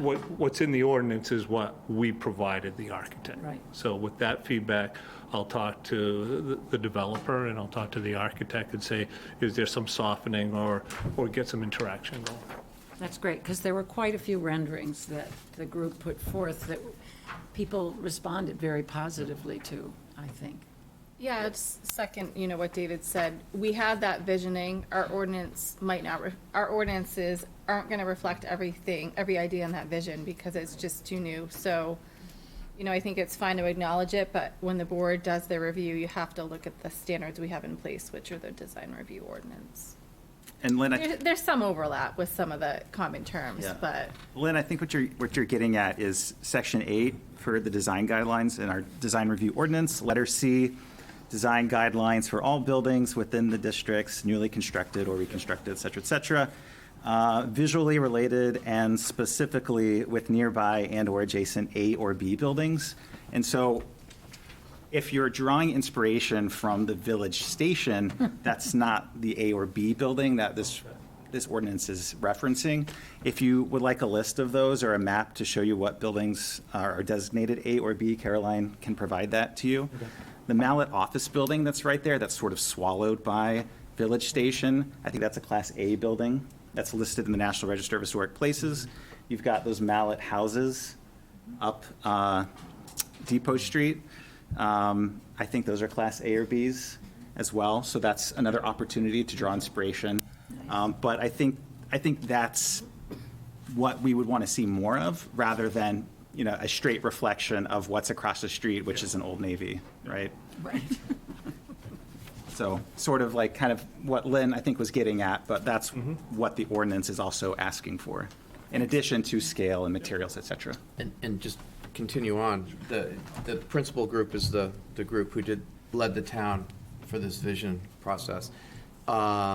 It may, you may have fewer, less resistance from people in town for change. If you go back and take a look at the process, go back and take a look at what they put together. Because I think there's, a lot of agreement that, and excitement about what the product was or the outcomes were. But as was said, the ordinance is the ordinance. Yeah, it's the ordinance, and given that that was an ongoing process, we really didn't tie into it because, well, we weren't It just part of it. may, Yeah, it so may that- help no, with that's why we do acceptance. That's why we do these preliminary Not from meetings us, but in hear. general, the Yeah. community. So. Great. If I could expand on your point about the classification of the buildings or in relation to this from a design standpoint, I think you have a really good design opportunity at the corner of Depot and Mill, which is very close to the Mallet building there, to use parts of the vocabulary you've already started off with in terms of the brick being a key material, and really, work or form the corner in a way that it becomes the really strong presence of this, call it a complex, just because it's big at this point. But and that can, if you get that right, then things can start to flow out of that, and now you've got links to work with, and that's definitely another major challenge with the design, is to play something out over the entire length of essentially a block. But if you can work that corner, work the brick material, and I think the horizontal line that the brick strikes is not quite right. Just maybe because it's too, I don't know what the right word is right now, but too flat feeling with that lower story like that. But if you were to work on that corner and make it really special, then a lot of things could flow out of that as an opportunity. And at that point, it's in dialogue with the Mallet building, and it's in dialogue with the building up on the corner of Main Street and Mill that's also brick. So you've got these kind of three brick pieces that can come together there and really speak to different eras in the town of Freeport in different locations. So I think that would be really special. I'll pass that on to the team. Yeah. Linda? The zoning laws have been changed now to make 4-story or 45 No, the current ordinance is 3 stories up to 45 feet. Okay, so that's what's in existence now? So Yes. that's what they would have to adhere to? Yes. So I don't know I didn't look at your measurements, what these are, but they're obviously 3-story. So I don't know what the Everything that we've viewed and reviewed with Caroline is we're not asking for any variances or yeah. waivers. No, I'm not getting to that point. I'm actually going to jump to something a little different. Based on some of the pictures, the design buildings that were in that vision and on those boards that I believe you're talking about, a lot of them looked like they were more condominium-type structures. You walked up and there may have been, a 1 or a 2-story of apartment on one side, or, maybe 4 on a building, 3, 4, and they were more in and out type of stairway and building and apartments. My feeling is if that's where the pressure is to move to that, you're certainly not going to be able to get in this dimension of this square corner or rectangular corner as many apartments if you conform to that. So I think there's going to be some I was pushback. really focusing on facade Material. and materials, and I'm not an architect, but I'm just suggesting that if your architect could go back and look at the things that proved to be popular with the people who attended these sessions, and they put stars next to their favorite look. How you put it together and how many people you put in that look, fine. But I'm just wanted to get in early on before you develop this any further. I to can say- truthfully say the architect has not seen any of those. So that wasn't the direction There that you we go. gave him. So this is, but he will be informed shortly. And I mean, like I said, we said, drive around Freeport, fit into this corner of Freeport, give us textures and colors that fit. And that's what he did. So, but that's why we have these discussions to try to make it fit better. You talked about low-level lighting that would not draw attention to it. However, a lot of the renderings put forth by the principal group has lampposts going along the main street, if we are to, in fact, try to recreate a New England village. And so maybe street lighting poles would be appropriate. Again, there's some group in the vision statement, vision group, maybe working on that angle and how to make this Yeah. streetscape look more charming. So, Exactly. So you could tie into that. again, anything in the right of way, you guys don't have purview over. It would need to go to the council. And although I like that you're referencing the downtown vision, we put a lot of time into the community. It's great to look at it, but they really, both the board and the applicant need to focus on the standards we have in place today. I think looking at them will give some overlap, but if he looks at that drawing and comes in with a 6-story condominium project, I'm gonna send him away. So we really need to make sure we're looking at the standards Right. we have in place. Yeah, I just want to be clear, like, don't get your architect too excited because not all those renderings might conform to the current standards. No, I think the scale is in Okay. keeping with what we have on the books today, so that's fine. All right, I'm done. Thank you. Any other questions or comments with regard to design review? One last one. The roof. Would there be HVAC units on top? Or is it just going to be, I don't know if they've gotten to that level of detail. If they do, you're probably not going to see them. because you're going to be coming down a hill, so you're going to have elevation, and I think the roof's going to be higher than the street. Yeah, I don't There are think it'll gonna be visible buildings from, and, you I know. don't think it'll be visible from anywhere. And you also have that parapet, so that hides a good amount of it. And like Linda says, we got a bunch of snow to deal with. So that always leads to your parapet as well, so. Okay. Yeah. Based on the fact that you said HVAC, is there any consideration for energy efficiency in building this building? It's going to be an energy efficient building. yeah. So it may Yeah, not be it's- HVAC units, it may be some other, yeah. And side type thing. Typically, you would anyway. see HVAC in larger office buildings. These are probably going to be individual units. Because everyone wants it, someone wants it 60, someone wants it 80, and so they'll all be individual. Anything else from the board? I will It is exciting. We'll talk about that in a minute. Okay. I will open it up to the public. If anybody in this room has any comments, feel free to head up to the microphone. Thanks.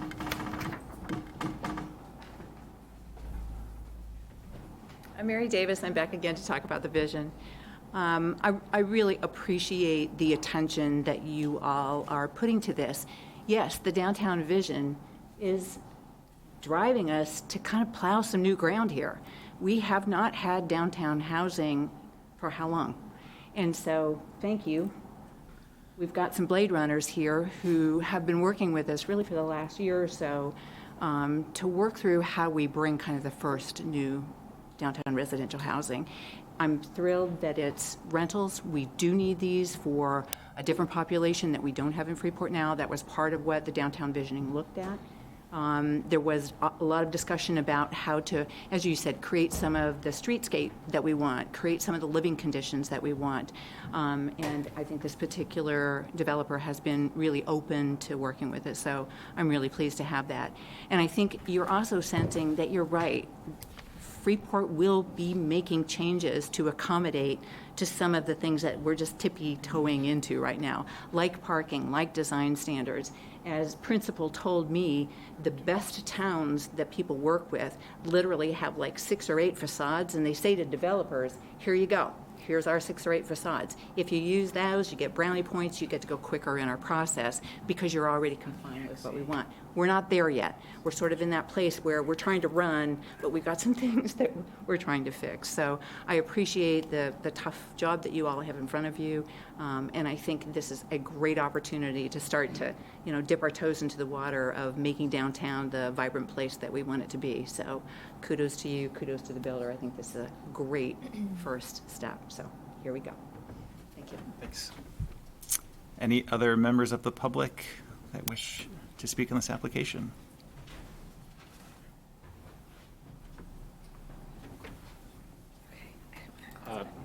Eric Smith. I have a couple of site plan comments and at least one design comment.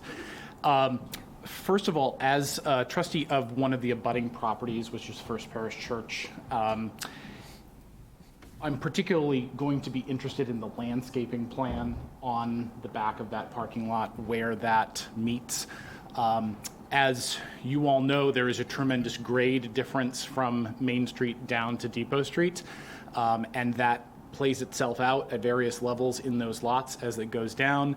And some of it is held with retaining wall, and some of it is just a grassy knoll, and what's in between is a pile of rocks and a larger pile of knotweed. And so it would be great, as we are moving into this development phase of really looking at how we're changing the aesthetics of lots of parts of downtown, not just Main Street, it would be great to really take a look at that and see what is the best in terms of stormwater control, in terms of all kinds of just land use, as well as how it looks. And the other question I have, that main entrance that you're showing off of the entrance off of Depot Street, is that already deeded right of way with that lot? I believe. Okay, because it's the entrance to 3 different lots, but it is in fact the property of the RV lot. So I just want to make sure that that is taken into consideration.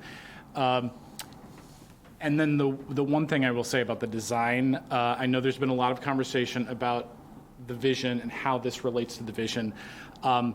When we were getting presentations from the principal group to say, we want you to pick these aesthetics that you like and get those into place, because if you don't, and you are trying to develop and you want housing, you are going to get developers who come and give you this.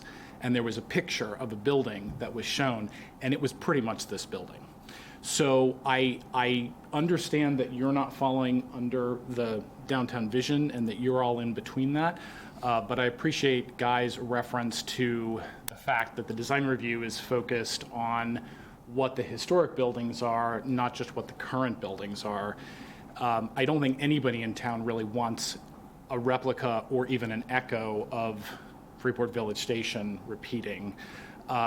So the reference that you've all made to the Mallet Building, as well as really the Freeport Downtown Historic District, is very short, and it's basically right here. And as many of those other buildings that you could reference, I think would be appreciated for all kinds of reasons. So I'm 100% supportive of bringing housing back to downtown, particularly on that lot, which prior to being a parking lot was historic E.B. Mallet employee apartment buildings. Those aren't there to reference anymore. But I think this is a really important first step for the downtown to bring more housing. I just hope that it is a step that moves us in the direction we're all trying to go. Thank you. Any other members of the public? Any members of the public online that wish to speak, please raise your hand. Yes, you do have a member of the public, so I'm going to bring over Stephanie. Stephanie, you can unmute and share your thoughts. Hi, my name is Stephanie Millette, and I'm a resident of downtown now and have participated in the downtown. Can you hear me now? Can you hear me now? You have to turn up the volume, Carol. Yeah, I just realized I've turned. Stephanie, can you try again? Can you hear me now? Yeah, sorry. Well, that's okay. I'm a resident of downtown now, and have spoken in the past as a proponent of affordable or attainable homeownership in town, but also have understand the other side as a former asset property manager myself, who worked for General Growth Properties, owners of the main mall, as well as many malls around the globe. Malls are staying alive and retails are staying alive by keeping high spenders in their community. And as a former retail employee, I was looking at this development and looking at this plan for a little while and thinking about and wrestling with all of the needs that I've heard as a resident who's not currently on any board. I have been in the past for Freeport. So purely from a residential point of view, I love that we're considering this as a town and wanted to speak up as a resident and proponent of it. As someone who's verbally often been on the other side of the fence saying, hey, we need more families in town and we need to keep locals in town. And all of that is true. But at the same time, the audience that we're thinking about building these apartments for, people who may be second homeowners or snowbirders, or those young professionals, are the folks that are keeping retail alive in other places right now. As a follower of developments in Natick, in Boston, in South Portland, these are the things that other towns are learning to do that want to keep their retail businesses afloat, like restaurants and even the mom and pop shops. So I was excited about that. And I wondered actually, as I was thinking about the design and trees, as a young professional who works with a lot of other young professionals and visits them in their apartment buildings, I've noticed that they have different affordability metrics. And one of those for the really high spenders is that they create almost penthouse units at places like the Towers in Portland.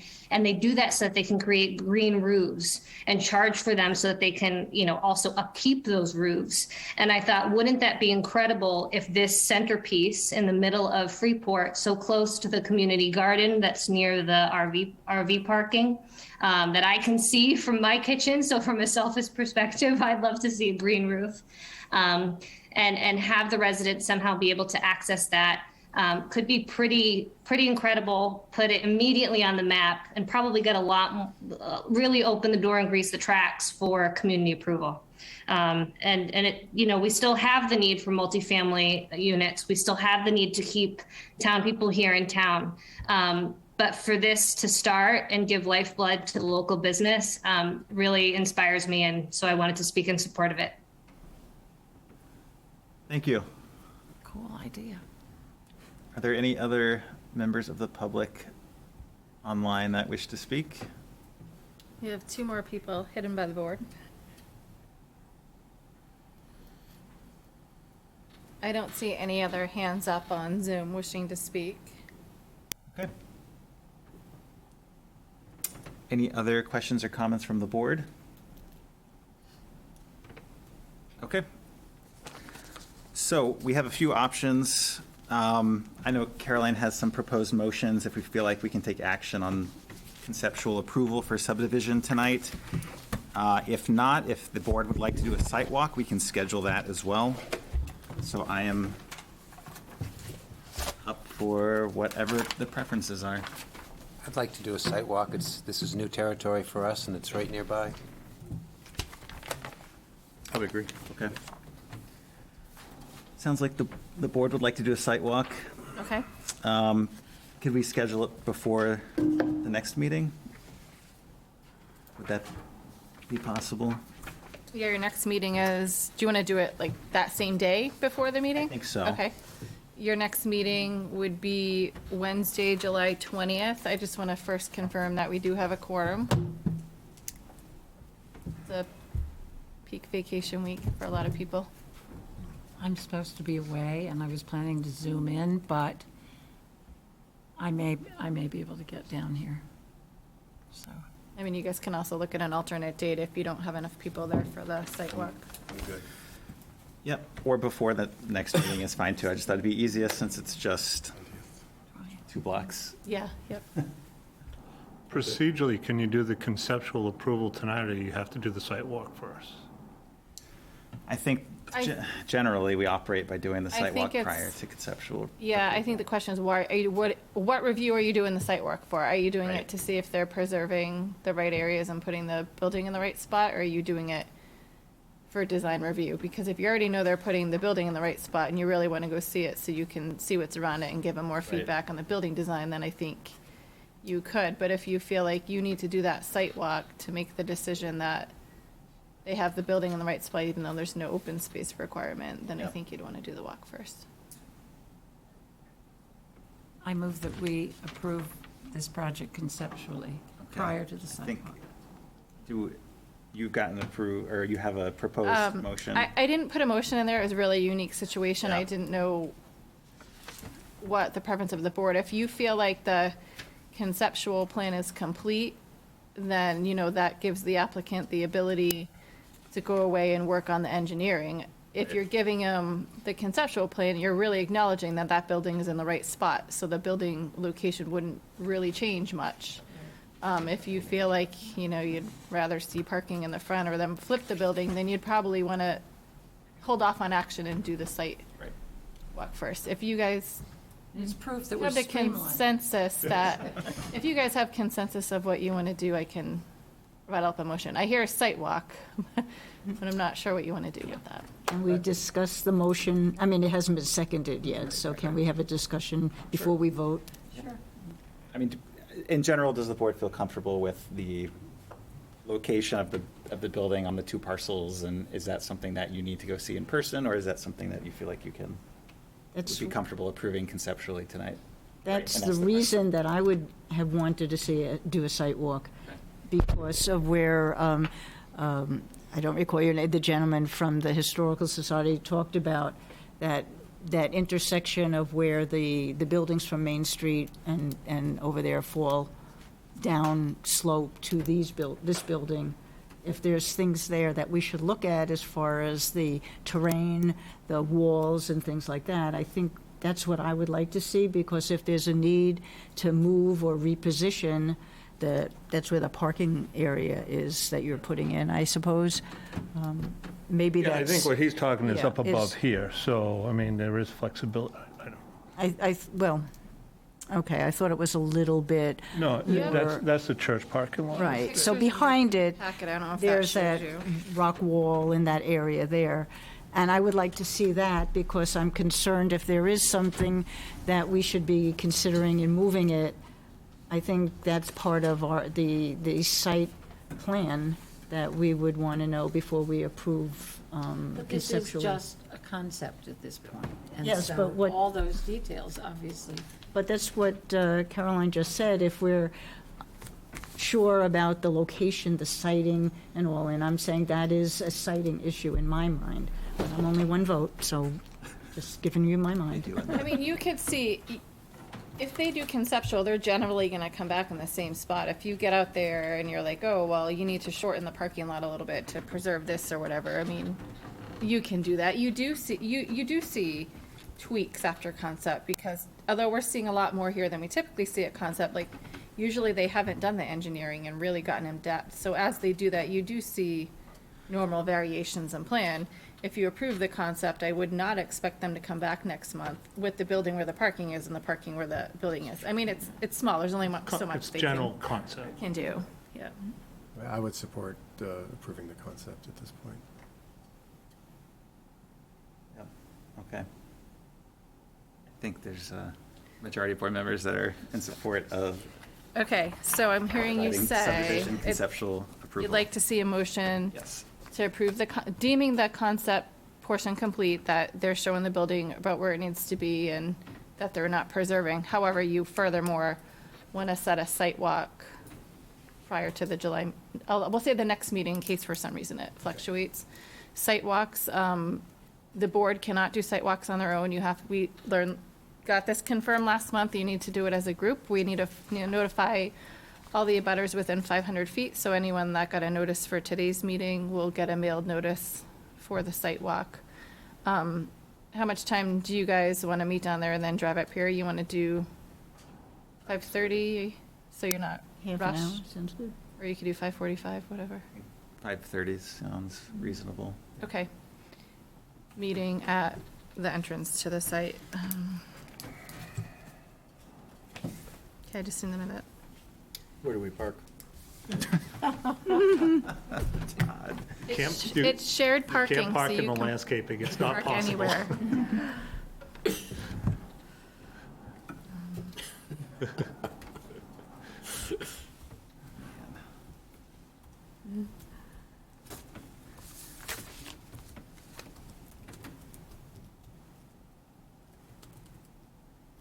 So does that motion need elaboration? I think Caroline is writing one for us. Mm-hmm. It's got magic words. I know. We just want to make sure we get those. I would say, let's Yeah. do it. Can you give me a date on the plan? Oh, on that, Or the application is fine. Oh, actually, hold on. where that, Plan is 5/22.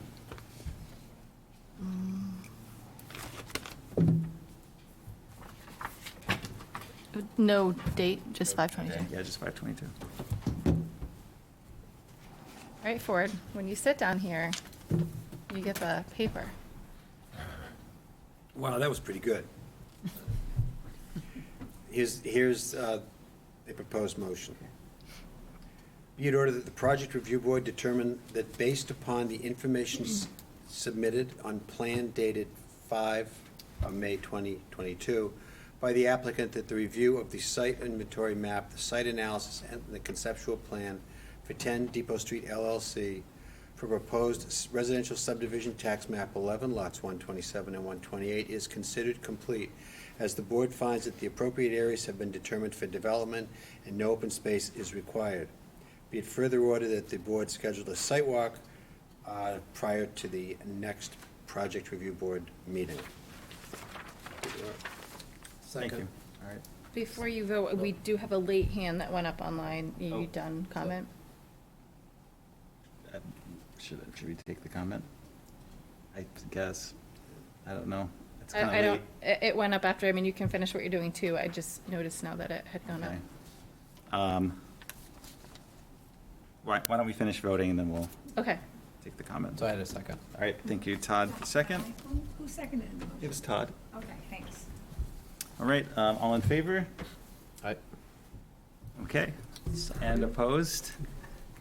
I Just one. am opposed. All right, thank you.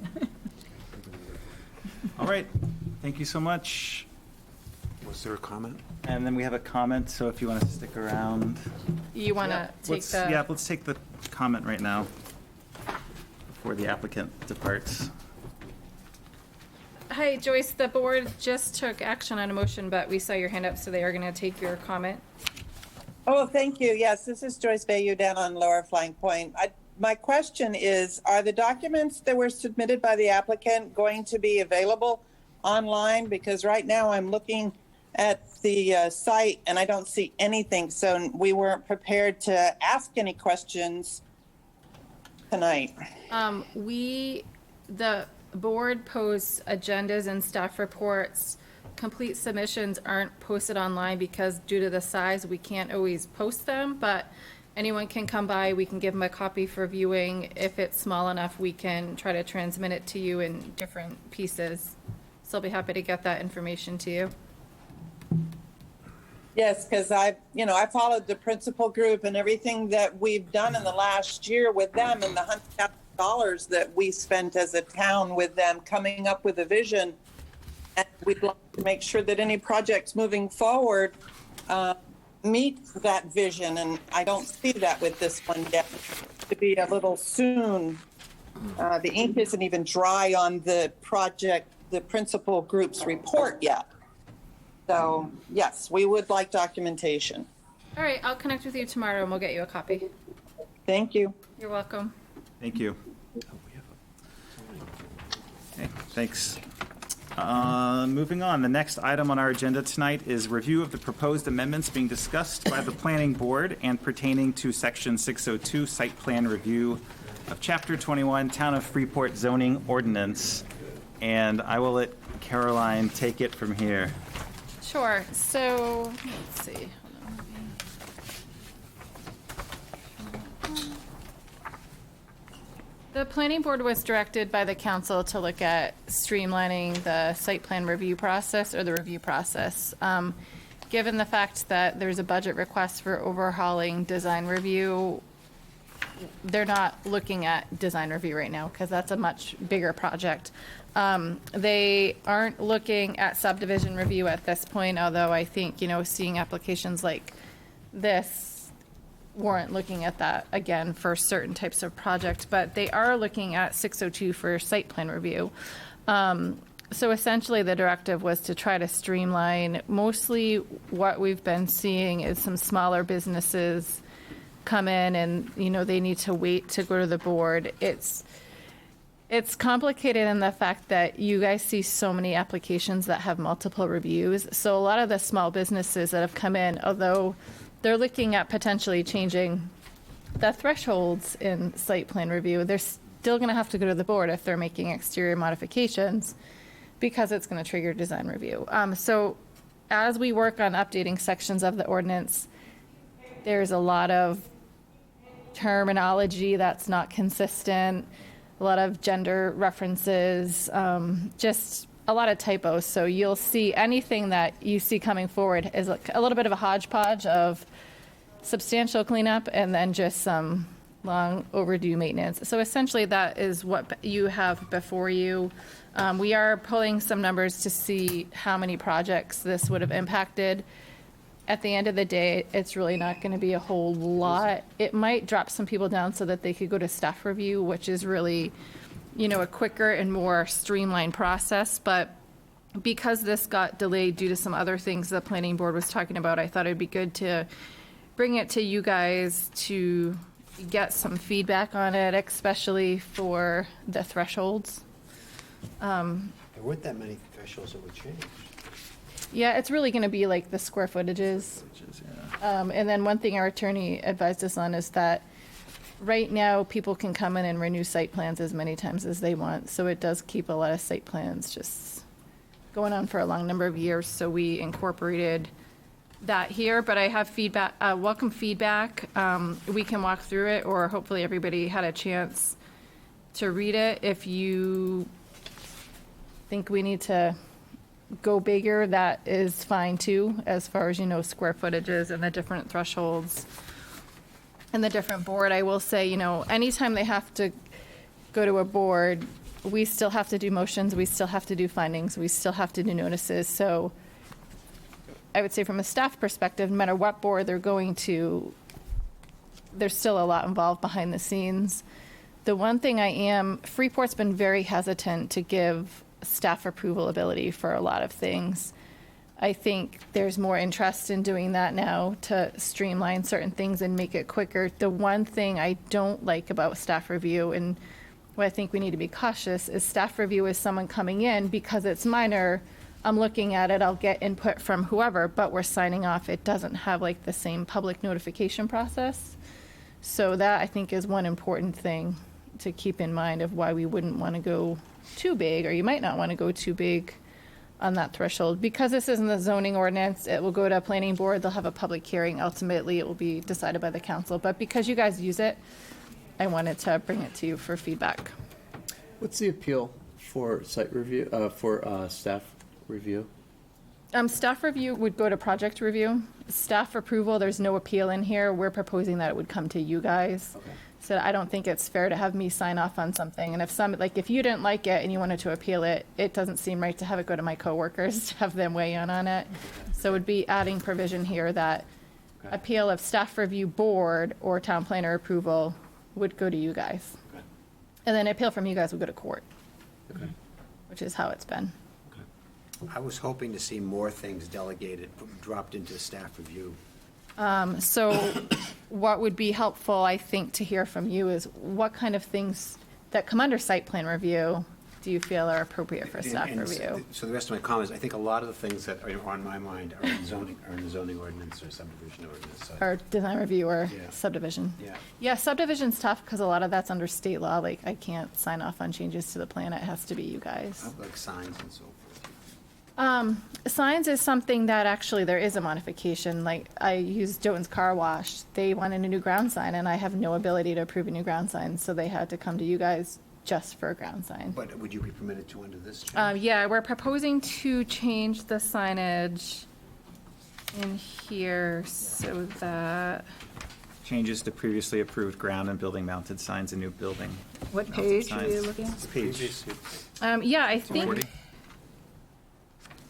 think if you wanted to put ground signs in here, you could. This is changes to, what does previously approved open up? Like if the hotel's rebrand and they want to modify it or change the shape, I could approve it. But if they want to come in for a new sign, But they can't go from a blade sign to a, So how, a building mounted sign, they can. It's the ground signs that, okay. for whatever reason, they have wanted to go to the board in the past. so how would this have given you more authority or a possibility on the car wash? So I think the way this is, I thought we had changed it, but I don't see that we didn't here. So we might want to say any signs for a previously approved site could go to the town planner for review, if that's what your feedback would be.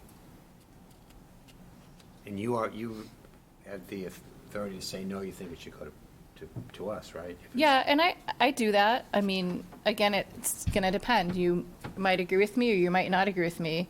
I know if you guys don't agree with the decision, you're going to let me know, but, you're going to design it for anyone. But there's been people that, especially in design review, have been like, I'm not approving that. You need to go to the board. And then you guys are like, it's great. But, it happens. I use my best judgment.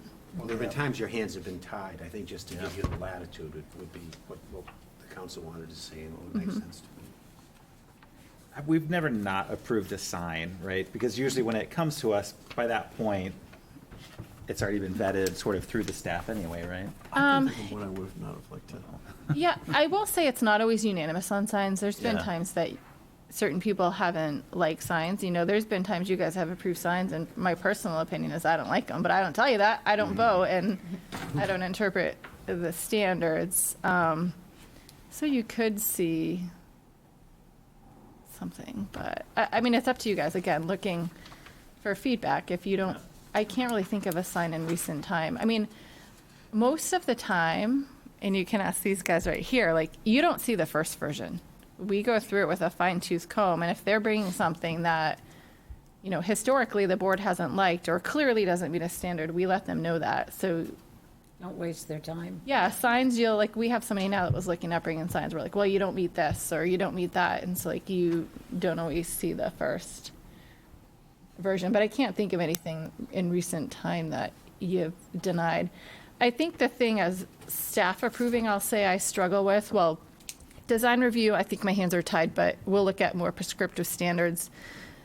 I do, looking at stuff as staff approval, I struggle on Route 1 South sometimes with the design guidelines you have in place. Like, I struggled with the staff approval on the one I showed you tonight, you know, for Good Fire. Like, I have to go through, I have to look at the standards. It says, like, if you can see it from anywhere, it needs to look good. Like, some of those things are hard for one person to decide, you know, because they are a little bit vague, in my opinion.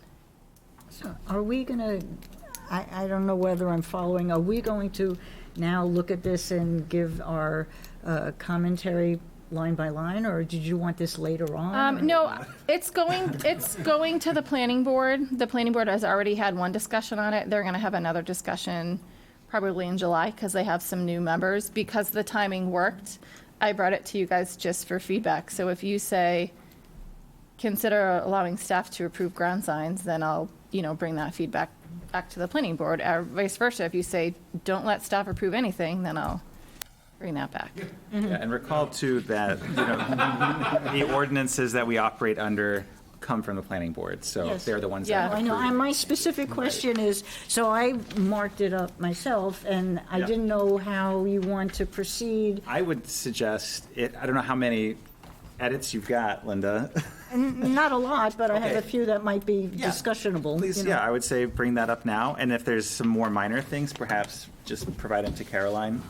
Yeah, if you have like typos or any of that stuff, just, you I know, got a bunch of typos, so that's, Yeah, I could just- talk to you about. Just send that to you can Caroline. leave that with me. But if there's substantial stuff Yeah. that you think would be helpful for Yeah. the board to So, walk through. just related to this, the, whatever it's now, number 2, C2, Staff Review Board that we were just talking about. I just had one thought about that, in the fact that you have a requirement still in here that you have to notify neighbors within the 500 feet. Now, first of all, that number is still, this is on page 240 at the bottom. It still says 200 feet, and you've already changed it in the other places, so it should go back to 500. We only do 500. 500 for subdivision. I don't know if we worked on this months ago. Yeah, but I mean, that's another one I can look at later, but I just wanted to ask if it was a thought that maybe you would also then give notice, just as notice on a particular item to Plan Review Board, just as a notice that this is going to be done. You know, this is a change you're putting in, that you're going to be doing more of these. You do have to notice to the neighbors, so maybe we should get just a notice so we know if there is something that comes up that one of us relates to. Staff review board agendas are sent out if we're on your special email list, right? Special? Yeah, you have to sign up I for try to, Caroline's special email. No, I try to just spam you guys all the time now, actually, Yeah. to be honest. So you should be getting them. It's publicly noticed. Staff review, they're smaller projects. It's actually, given the current projects they review, other than the gravel pit renewals, it's pretty rare that people come. People aren't really, they're small, so Yeah. they're not, You get her emails for like Interested. planning board agendas Yeah, and yeah, staff. yeah, if So we you should have, get these emails. the staff review board meets a handful of times during the year. I would say like the 5 meetings we've had in the past year, 4 of them have been for fill permits, so you probably looked at it and were like, whatever. No, but you know, it's just something that if it should be in here, just indicated, because of course we all know how many years from now, half of us may not even be sitting here, including anyone. And So also- if it's in the rules, it's in the rules. If it's not, it's not. We try to report it to you every month, just if they meet like we do for Yeah. staff approvals. Yeah, so this does show if you guys had a public hearing, which you actually really don't do very often for a site plan, that would notify within 500. Our practice would go up to notifying within 500 feet, which outside of the village isn't huge, but in the village, like 200 feet can pick up. If you pick up condos or apartments with, I guess, apartment style with different owners, you can get quite a few abutters. So that was just a thought. Most of my other things I'm looking at are just, you know, sentences or typos that seem to have no end, or sometimes, you know, It's pretty common in our weird, yeah. town's ordinances. so that's okay. I can talk to you later. Yeah, any markup you have, I'll gladly take it, and we can incorporate them into this draft. Thank you, Linda. Any other comments or questions regarding the changes on the board? Just feels like a cleanup more than a big Yeah, change. it does. Do you want to push the sign stuff down to staff? No. Okay. Oh, yeah, I do, yeah. but Yeah, you're that's gonna- what I thought. you're gonna- I have nothing else to add to that. yeah. Okay. Okay. Thank you. Do you, I'll put signage, having staff approve signage when there's a previously approved site And plan. Use your judgment on whether you want to push it onto us. Do you want to see staff or staff review board do more for building square footage? I think you should do more on all those things, but, you know, it's more of a general comment than a specific one.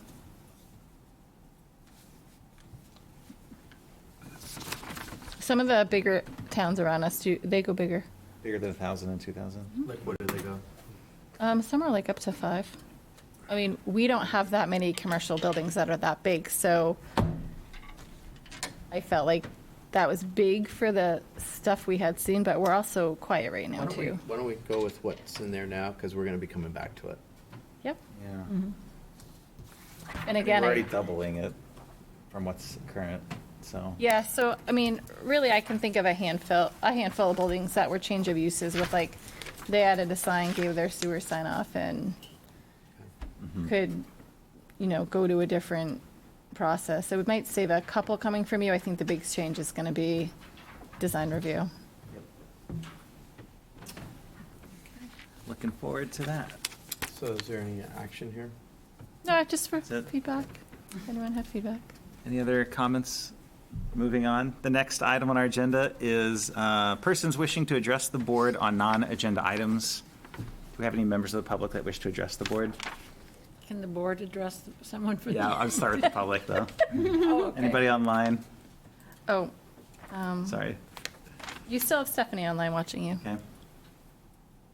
She does not have a hand Okay. raised. All right. Any board members that wish to address the board? Yes. Yes. Go ahead, Lynn. Obviously, we've just been talking about signage in town, and there's a lot of care and thought and design expertise that goes into what a sign should look like, how it impacts everything else. And I have a pet peeve, and I don't know if there's any input that's been given by people in town, but we have these flags, They're feather flags. feather flags that I think when I see a used car lot or a gas station, and they're all over town with no apparent guidelines, colors, and I think it doesn't serve our mission of improving downtown Freeport to have those. And I don't know if there's any approvals required or number, how many can there be? I mean, one time I was driving down and there were 5 flapping and I thought, wait a minute, what is this? So I will say that we started looking at updates to the ordinance, or updates to the sign ordinance with the sign committee, the ordinance committee to look at changes to the sign ordinance. We approached looking at certain things for temporary signs, but they didn't want to go there just yet. I just hate to even say this out loud. Currently, temporary signs are not legal in Freeport. All those signs, the A-frame, the sandwich board, the feather signs, every single one of them is illegal and they're not allowed to have them unless there's an event going on. So during COVID, we relaxed a lot of our standards and we did allow people to have temporary signage because, you had to say line here and, wear a mask and all that other stuff.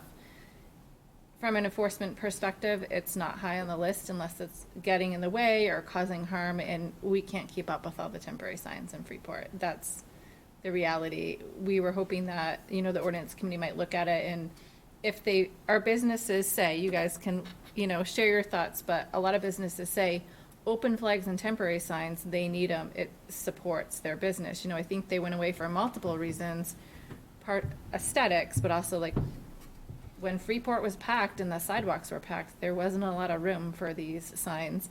I will say, in regards to temporary signs, I've heard that comment repeatedly on the feather flags. A lot of people don't like the appearance of them. I think open signs, traditional open, antiques, whatever is. Those aren't permitted on Main Street in the village No, but either, those only are off of more Main Street. traditional.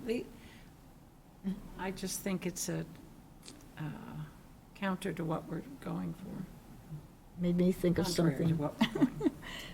So made me think further.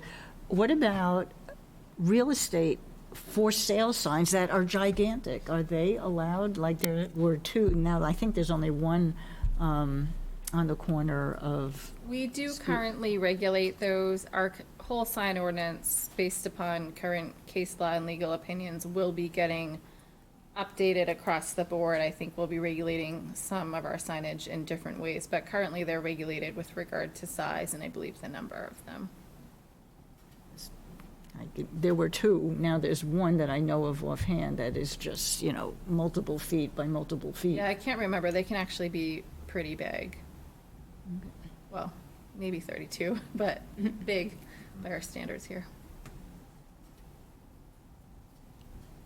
Any other thoughts on other signs, shopping signs? Well, I was just thinking, is there a form where we can, not round them up under the cover of darkness, or anything like that, but take it to the people, say, do you like this look in our town? If not, then we won't allow them. Yeah, I mean, like I said, they're currently not allowed. Yeah, temporary signs are currently not allowed. It would be Nick taking time to not enforce other things. We already don't allow it. So It's take an it off the enforcement. books. We allow you to do whatever you want, I guess. Well, I think there's mean, going to be discussion about potentially what could allow and help our businesses. And if the ordinance committee has that discussion, I would encourage you to participate in and speak against feather flag signs if that's not what you like. But I think it's a discussion we'll have in addition to, and in response to some of the stuff for the vision. Okay. I make a motion to adjourn. I second it. Okay. All in favor? Aye, who seconded it? I didn't hear it. Lynn, Thanks. Linda? Didn't you? Lynn, Yeah, I thought Lynn. you seconded Did I it. say second? I thought so, yeah. Oh, It was my Lynn. God, it's past my We've got the bedtime. recording. It's unanimous. Thank you. Please turn off your This is, microphones. Do we recycle here? Yeah, I'll take it. Thank you. Yeah, you guys all will get new ordinances too. Yeah. The what's that called? Has to- Yeah.